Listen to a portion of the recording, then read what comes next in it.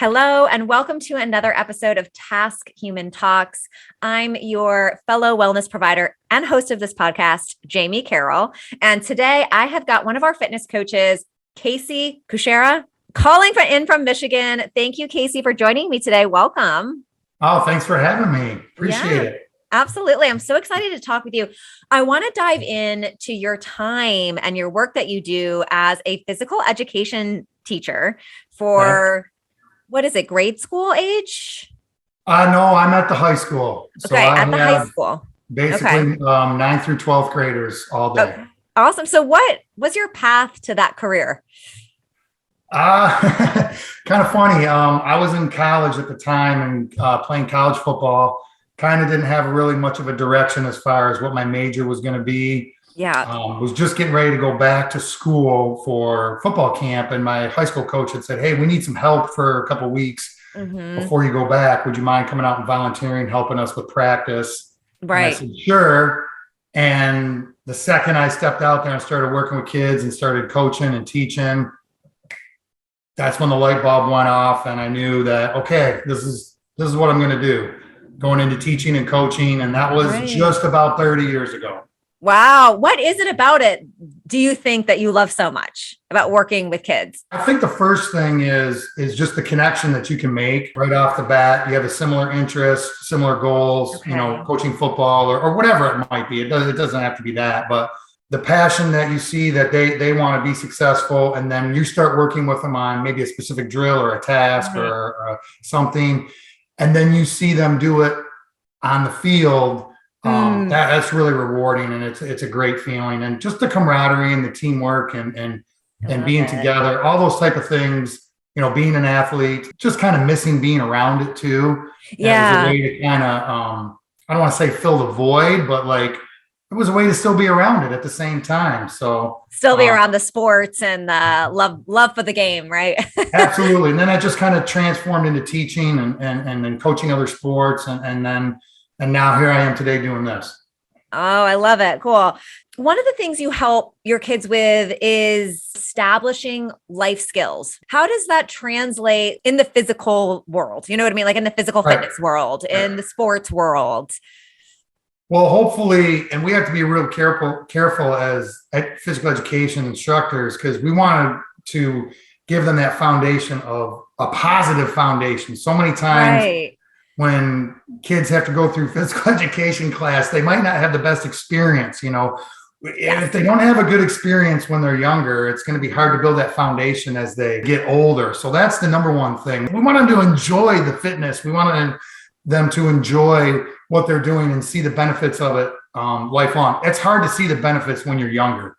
You know what I mean? You really don't think of that, but that's the first thing that's really important to build that foundation. And then the other skills you can get from it is just, accountability, discipline, whether it's just fitness or sports in general, working well with others. Oh my gosh, we have to do that every day, in our jobs. So all those things are so important to transform to, their adulthood. That's what we're trying to accomplish, when they're coming through every day with us in class. Now, one of the things you mentioned with the good foundation, because I want to talk about that. How are you helping them build a good foundation? One of the things you mentioned is you want to make sure that your students are enjoying physical education and that they're having a good experience. But how do you ensure that they are to build that good foundation? That's hard because everybody's at different levels. Everybody's at different motivation. You got to be creative. You've got to try to accomplish something where, for example, we just, I team teach with a gentleman that I've taught with for over 20 years. And we just finished a school-wide touch football tournament where it was between both classes, and it was probably 10 classes, and it whittles down to one class, and they play each other, and it's co-ed. So everybody gets to play, and we're trying to promote it for male, female, students that maybe don't enjoy sports as much, but maybe really are competitive. And they really, really had a great fun time. They got to win a t-shirt. They got to be in the school newspaper, so forth. So you got to try to do little things like that where they're having fun.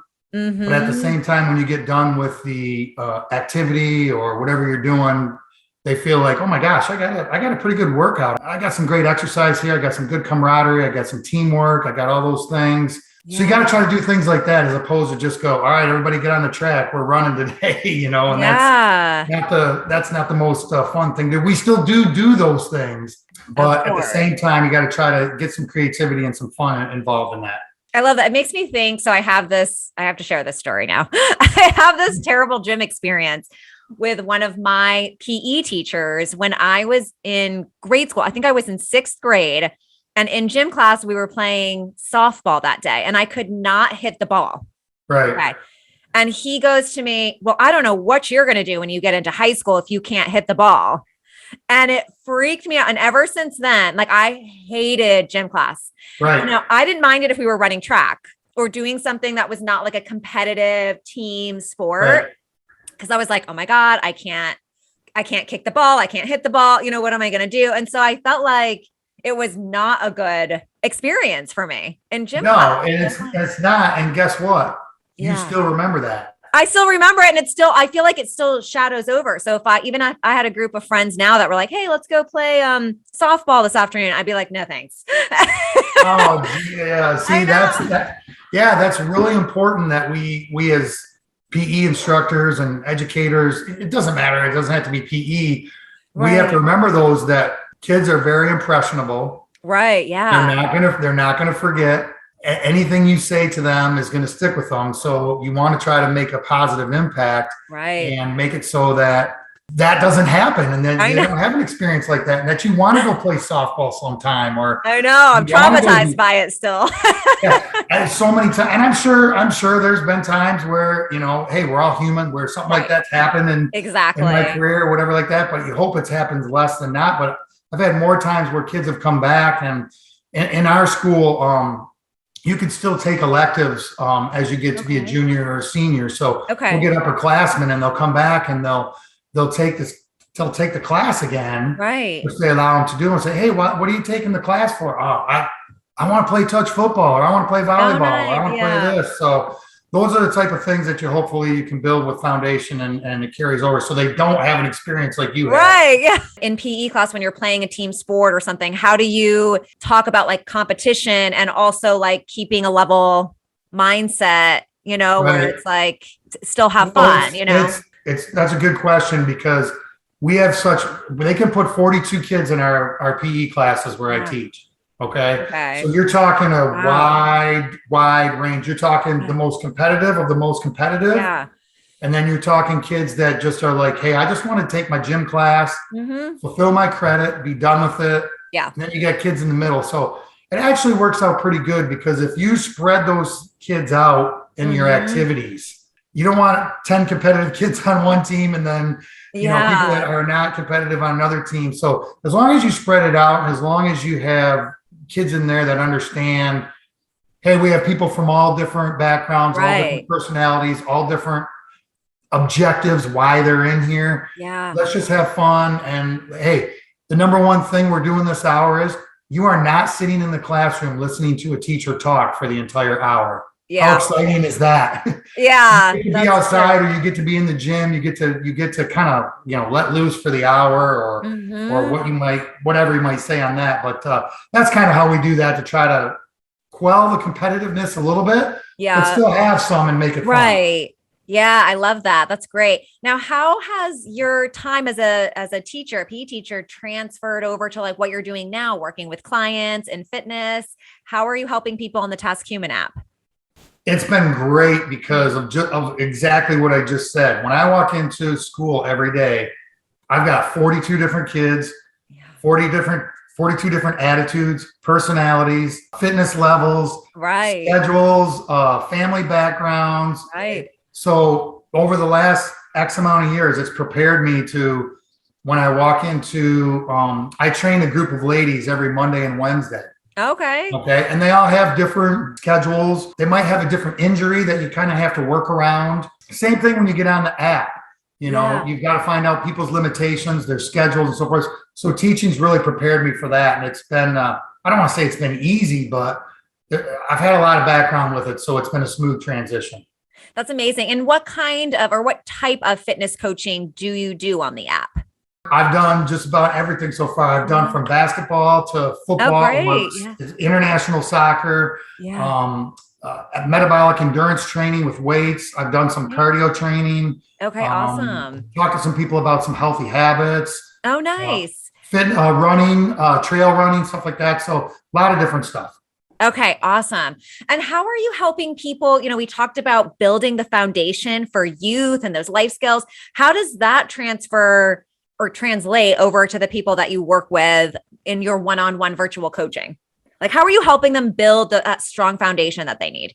Sometimes when I talk to them, they talk about things that they've done in the past. Yeah. And a lot of times they're quick fix, 30-day challenge or 80-day challenge. And I'm not saying those things are bad. Yeah. But if they don't become a part of someone's lifestyle, if they're not some type of a change that we can withstand, you know what I mean? Like, yeah, you do a 30-day challenge, whatever. Okay, what are you going to do when you're done? Yeah. Are you going to continue that? So I always try to talk to them about when we're building the foundation is let's start sensibly. Let's start with something simple. Pick one or two things that you want to change about your life. Mm-hmm. Something that's attainable, Right. Don't come in and say, I want to lose 60 pounds in 30 days. Let's go. Okay. Let's be realistic. Life gets in the way, schedules get in the way, family time, all that stuff. So let's pick one thing. Yeah. Let's make it something realistic, something that we can attain. And then let's go about trying to set a goal. And a lot of people, I'm not trying to be negative, but a lot of people don't really know how to set a goal. That was going to be one of my questions is how are you helping people set and achieve these goals? Like, how do they set a goal? The number one thing is they've got to be a realistic, measurable goal. Everybody comes in and says, well, I want to lose weight or I want to get in shape. Yeah. Well, that's a really broad, I want to get in shape is a really broad statement. Okay. Exactly. What does that mean? What does that mean to you? Okay. Yeah. It can mean something totally different. So let's start with one thing. Okay. I want to pick one exercise. Okay. And I always say this to people, what is the best exercise in the world? And they start rattling off a bunch of names or whatever like that. I'm like, you know what the best exercise in the world is? It's the one you're going to do. Yes. I don't care what it is. I don't care if it's riding a bike. I don't care if it's walking. I don't care, whatever. Let's pick one thing. Let's try to do it 1 or 2 days a week for 5 minutes or 10 minutes or whatever. Because if you start out with 20, 30, 40, 50, 60 minutes and they've done nothing, right? The chances of maintaining that are slim. Hard. It's hard. So I try to get it to where we can measure the goal. Okay. We can start out with, let's start out with 2 weeks. We're going to go for a walk 3 days a week for the first 2 weeks for 10 minutes at a time. And we're going to pick one food or drink that we know that we probably shouldn't be drinking or eating a lot of. And we're going to reduce that, maybe we're going to only have it 4 days a week. Right. Or 3 days a week. So, because trying to cut it out all at once, it's not realistic. It's just not realistic. So that I try to start with that, then build on it, and then we can start building the foundation that way. Then we can start working into a program or working into certain exercises or working into a certain routine. It's much easier to maintain that way. It's got to be part of their lifestyle eventually. I love that you're not like starting off right away with a program. I think that's fantastic. It's like, let's just try to do this for a couple of weeks and then see how it goes. And then we'll start a program. I was actually talking about this with someone the other day. So a lot, like you said, there's a lot of like 30-day fitness programs. We see this in the world, right? I work with sobriety as well. And so one of the things I was talking about was like a 28-day, sober living program. We've got the 2-week cleanse. We've got all these things. That's the easy part. Right. That's the easy part. But it's what do you do afterwards that nobody really thinks about, nobody plans for. And it's like, and that's where most people are like, oh, wait, this isn't sustainable. How do I do this? Right. And so I think it's so important that we talk about that more. Really, even like for people that are going into recovery. That 28-day program's actually the easiest part. I mean, admitting that you need something first, right? You need a fitness plan, you need to lose weight, or you need, like, that's really the first step. But then, like, any kind of program that you're getting into, that's easy. It's really about making it a lifestyle. And so I love that you and your coaching are kind of starting out that way right away, as opposed to talking to someone and being like, here's your 3-day-a-week program. It's really about setting those lifestyle habits. Yeah. Well, it comes with trial and error too, of being in education for a long time. Yeah. And seeing what works, what doesn't work, having some failures of your own. Yeah, absolutely. Having setbacks where you're just like, this isn't working, Yeah. I mean, what's been one of your biggest failures that you've experienced in your life? I got out of working out for quite a while because I was busy with, life, right? Teaching, coaching, so forth. And then I got to the point where, I was in my mid 30s and I was just like, this is not going good. I got to make a change. So, and then I was guilty of trying the old 30-day or 60-day, whatever like that. And I don't want to say negative things about them because those things can be great. They can, yeah. They can be great starters to get you. And what I did was it started me to get me into a routine. And now to the point where if I don't do it, I don't feel right. You know what I mean? Yeah, exactly. It's just part of my routine now where I think it's so important as we get older that, especially with COVID now, especially with that, where we're seeing all these other health factors that come with it. It's so important that it gets to be part of our everyday. And you don't have to do it 4, 5, 6 days a week, just a couple of days a week to help you feel good. We're seeing so much in education right now with mental health. Yes. Not just physical health, but mental health, and so much with just great exercise daily or every other day. I'm certainly not a doctor, but studies have shown that really helps the mental health as well as physical too. Absolutely. Getting your body moving, helping with mental health, especially during these times. And that, obviously extends to people that are using the TaskHuman app too, right? To keep moving, to stay sane, whatever that means. Too, I'll say one more thing about that. We had a meeting the other day. We have these staff meetings, and obviously technology is huge, right? I mean, there's so many positive things about technology. There's things that might not be super positive about it from time to time, but they were talking in our meeting about now all the kids in our school, they have laptops, they have Chromebooks, whatever like that. Wow. Well, some of the kids are even requesting, hey, can we write some of our assignments out because they are on their screens all day long. Wow.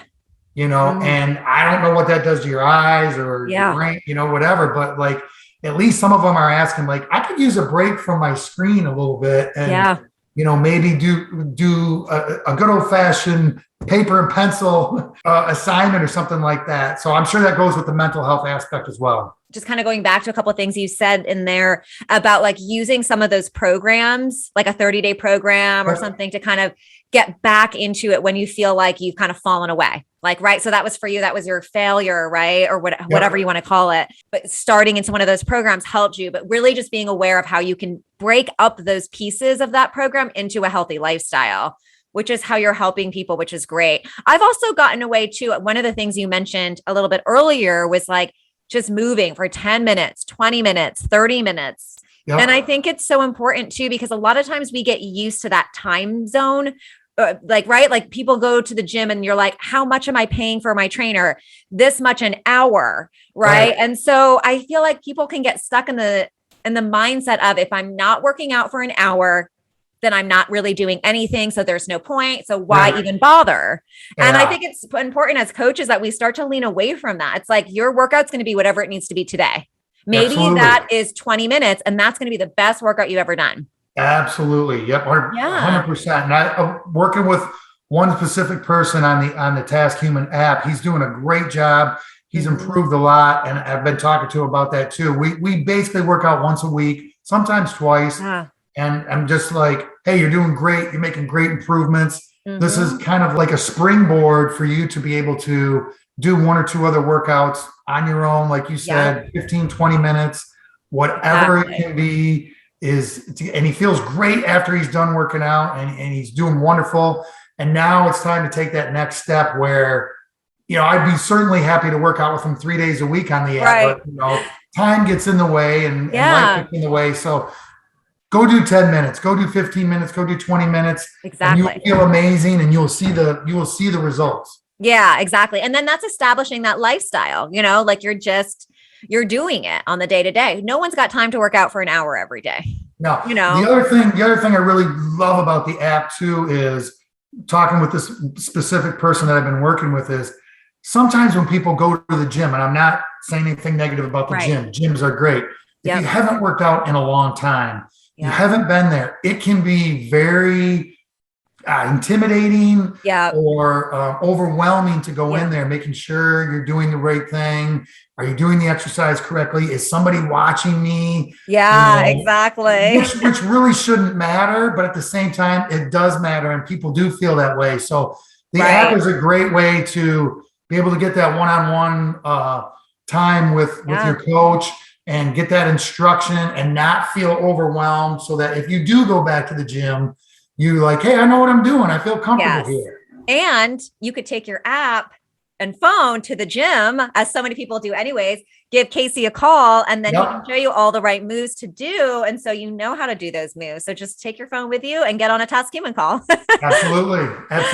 For sure. Yes. And one of the things you talked about too is healthy habits. How can we turn our weaknesses into strengths? I think I saw you talk about that in maybe one of your videos, like turning weaknesses, which I always like to quote because I'm like, is there really a weakness, a strength? You know what I mean? So how do we turn weaknesses into strengths? Is that part of developing a healthy habit? What are your thoughts around that? Well, so the first thing is I always try to tell kids is, do you really know what your weaknesses are? And I shouldn't just say it, regarding kids. I mean, people in general. Would we really sit here and tell everybody what our weaknesses are? Are we going to be honest about that? That's the number one thing. Let's be honest about what our weaknesses are. So if I have a student and they're in my weight training class, they're going to want to come in 3 days a week and bench press. Everybody wants to bench press. Everybody wants to bench press. Yeah. How much do you bench? What, so forth. So I always try to tell them too is, a lot of times when we're in the weight room, we neglect the pulling aspect of exercises and working the backside or posterior chain of our body. So do you really know that that is a weakness, really probably for many people? So the first thing is, let's identify one weakness. Okay. Let's start with one, because if we start identifying 3, 4, 5, then you start feeling, oh my God, about yourself. yeah, exactly. So we know we're going to work on our strengths, but when we identify that one weakness, we need to double down on that weakness, and we need to maybe spend twice the amount of time on that as we do on the strength. We don't want to neglect the strength, but maybe twice the amount of time on that to get that up to where we need to be, so that we're feeling good about that. And then all of a sudden now that weakness goes into the strength category or side. I love it. Yeah, that's great. And I think that had something to do with developing habits around doing things that you don't want to do. Absolutely. Nobody wants to do that, right? We always want to do the stuff we're good at or we want to do, but hitting those weaknesses first, kind of doubling down on them, I think are super important. This is making me think of a couple trainers that I follow on Instagram that will talk about, if I'm following along with one of their programs, instead of saying do your weaker side first and then your stronger side, they say do your strong side and then your stronger side. I like that little shift too. So you're always working on, you're working on both sides. And great way to spin it. Yep. I know. And that's the other thing too, is when we're doing single leg training or single, like a lunge or something like that, where you can really see your strong side or your stronger side, you said, that really helps a client really see, oh my gosh, my left side, my right side. Oh, I can see that. And then as we get older, balance, coordination, those things, we can really kind of identify the strong and stronger sides by doing that. And it really is an eye opener for people to see, oh my gosh, I really do have some things I got to work on. Exactly. And I love that you talk about the balance piece too, as we get older and stability and things.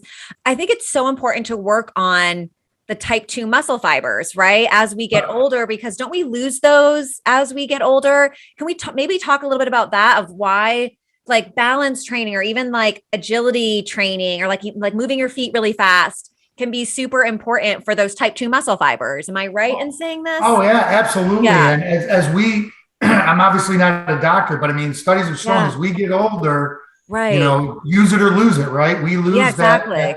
that those muscle fibers, they weaken, they dissipate or whatever you want to say. Yep. We start losing those. And so that's why I'm a big proponent for strength training as we get older in a safe and moderate, way. I recently, in the last 2 or 3 years, have started doing yoga. Yeah. And it is just the balance. I'm terrible at it. I mean, that is a huge weakness of mine. And I've seen over the last year or so, some improvements in it. But I know as I get older, I'm going to need that it transforms to everyday life, going upstairs, picking things up, opening a can of something when you're making dinner or whatever like that. Exactly. Those things. So that's why I'm still a huge proponent of strength training as we get older. Yeah, absolutely. And I love that. I was going to ask you what one of your weaknesses is. So I'm glad that you just brought it up so I don't have to ask you. So yoga. Yeah. And I think that's great too. Like encouraging people, like as you're working with them, if there's something that they don't like to do, like for me, it was yoga as well. And I got it. Well, I do more like really like stretching, a lot of mobility work, ground floor movements, things like that, because I just feel so much better. Right. And it's like, I can get up and down off the ground a lot easier, which is something else that becomes so much harder as we get older. This is what I hear every day when we do. For our classes, we kind of measure 7 fitness principles for the kids. And one of them is the sit and reach test. Oh yeah. And every time we do the sit and reach test, what do they say when they sit down? Oh, I'm just not flexible. I wasn't made flexible, and it's not the kids' fault. They don't understand that. Again, if you don't work on it, it doesn't matter how old you are, you're probably not going to be super flexible. But as we work on it, and we improve on it, your flexibility can improve, and you're going to need it when you get older. Trust me. And it takes a while. So really setting that up, because I noticed a ton of improvements in my own body and my own flexibility and mobility and things like that. But when I think back, I'm like, oh my gosh, look, I can do this now. It took 2 years. Yep. And a lot of times we think it's going to take 30 days. You know what I mean? And so I love that you're encouraging people to kind of step outside of their comfort zone, to maybe do something that they don't like to do, to work on that and kind of, try something new as well. At the same time, mix it up a little bit. Oh yeah. I got out of my comfort zone. I went to some classes. I was the worst person in the class. And I'm more proud of any improvement I make on a yoga move or hold than I am on any strength training exercise I ever do. Yes, exactly. Wow, that's great. So let me ask you this too. How have you seen your role or job or position change over like the last year or two with COVID happening, and how do you think it's going to change in the future? Or even just overall in general with physical education, for kids? The biggest change overall over the years has been how society and the world has changed. I always tell my friends when they say, kids today, how people get when they're older, they're kids. Yeah. I go, kids are great. They're going to be fine. The issue is society and the world is changing. And so the way they've grown up is different. Right. We have to adapt to that. And 99.9% of the kids are still wonderful, and working with them is great and rewarding. The last year for COVID was it was crazy for everybody, but if you would have told me that we would have been sitting in the weight room, the teacher I teach was sitting in a weight room with 2 screens. Yeah. With 80 kids on a screen in these tiny little boxes, and we're doing virtual physical education with them. Mm-hmm. I would have said, what? I don't even know how does that work. But you know what? It actually, for as tough as it was on the kids, they did a great job. We did 10, 15-minute workouts every day. Wow. They would do them right in their house. That was crazy for COVID. And how it's changing in the future, I really hope that we get back to putting an importance on how much these kids need mental and physical health or fitness every single day. Right now, they're not getting it every day because of maybe the other classes they have to take, their workload or whatever. I hope it goes back to that. because we all need it, and they Yeah. really need it with the way they're growing up with technology. I'm not saying it's a bad thing, but it's a lot of sitting, it's a lot of looking at the screen and so forth. So a lot of times in education, things go full circle. Yeah. I don't know if they will or not, but I hope it does get back to that a little bit at some point. Yeah, absolutely. And so we've talked about so many great things, that foundation, about building healthy habits. What would you say to people that maybe are, have access to the TaskHuman app, but haven't used it yet? Maybe they're thinking, well, I'm 40 years old and I haven't built that foundation yet. Is it too late to kind of start? What would you say to people who are kind of in that, struggling with that? Well, yeah, the very first thing I would say is you can do it. Yeah. Right. That is the number one thing people need to hear. Like you can do this. Yeah, absolutely. And you've got to find a person that you feel comfortable working with. That's huge too.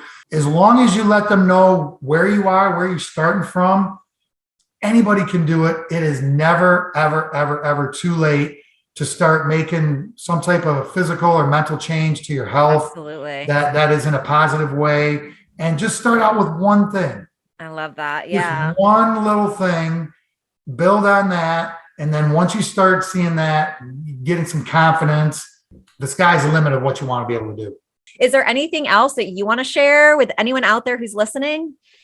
I just think that the app has been fantastic. It came along for me at the right time when COVID was happening and all of a sudden, people are training virtually. And so I think it's just a wonderful tool to use. And I know a lot of businesses are using it for their employees, which I think is fantastic. Absolutely. And a chance to jump on it during the day.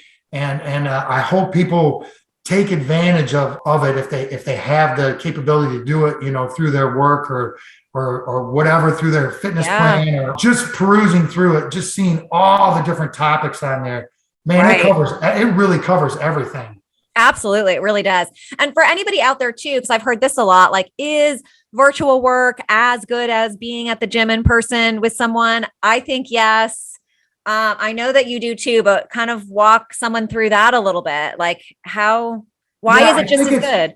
I think it's so great because of you're getting that one-on-one with the person. If you take some time to search around for somebody that you feel comfortable with, and hey, we always say this in education, how do you get through to a kid? We got to make a connection. There's got to be some sort of a connection at first to draw you to the person, or to be like, hey, this person is similar to me or understands me or gets me. So if you find that, it's very convenient doing, the one or two people that I work out with consistently, they're doing it in their comfort of their own home. Right. They've got a little space to do it. And it's just, they don't have to go anywhere. Right. It's very flexible with rescheduling if you need to. Just all great things like that. And if you haven't been doing something, I think it's really comfortable to start out like that, as opposed to maybe going to a gym where you're not 100% sure and kind of dip your toe in the water. And you don't need much, right? You don't need any equipment. And so even just learning to use your own body weight and learning to do movements with the correct form is enough to build a good foundation. Like that's Absolutely. building your foundation that you're talking about. And you know what it does for coaches? When the person doesn't have a lot, it really puts us on our toes. Right. Got to be creative. There's a million ways to get in shape. We can do it a bunch of different ways. We got to find out what works for you. And most importantly, we got to find out what you will do, what you will continue to do. I can put you through a workout that I like. Yeah, exactly. If you don't like it, you're not coming back. Maybe we could end this with what's your favorite exercise, but we already know the answer to that. It's the one that you're going to do. It's the one that you're going to pick up and do every day. Yeah. Same thing with diet. What's the healthiest diet for you? The one that you're going to maintain, the one that you're Exactly. Don't go try to follow something that someone else does. Do what's going to work for you, whether it's counting calories or different types of portion control. Yeah. What can you sustain? Bringing it back to yourself, which I think is really the direction of the world right now. It's what is going to be good for you, what works for you. Exactly. And you have to be honest with yourself. Yeah. Are you going to do this? Are you really going to do this? And if you are, then it's got a chance to work. I feel like too, it's okay if the answer is no. And that's something that we, as a society have gotten used to being like, well, everybody's doing this. So like everybody's eating their leafy green spinach. Right. So I have to eat that too. But you don't have to if you don't like it. And it's not, one size does not fit all. It doesn't 100% because some people I train, they'll tell me before we start, I don't want to do burpees. Yeah. I don't want to do this exercise. And I go, duly noted. Mm-hmm. We won't put it in. Once we build the foundation, they get some confidence. I might reintroduce it and go, hey, exactly. Yeah. You want to try this? It's a great exercise. If they still say no, okay. No big deal. No problem. Yeah. Really important to really just understand yourself, what works for you, and knowing that can change. Absolutely. Over time when you're working as well. Yeah. Really important messages there. Okay. Awesome. Well, is there anything else you want to share? No, I appreciate the opportunity to be on TaskHuman, to be on the call today, and looking forward to meeting with new people in the future. Absolutely. Yeah. So if you're out there, if you're ready to, get that foundation going for your fitness, if you're ready to set some healthy habits, or you need help even just setting goals, make sure you reach out to Casey on the app. He is here to help you and help you figure out what's going to work for you, your unique body, and how to make that a lifestyle. Okay. And I guess that's it for this session. I'll see you guys on the next one. Thank you so much, Casey. Well, thanks a lot for having me. Appreciate it. All right. Bye, everyone. Bye-bye.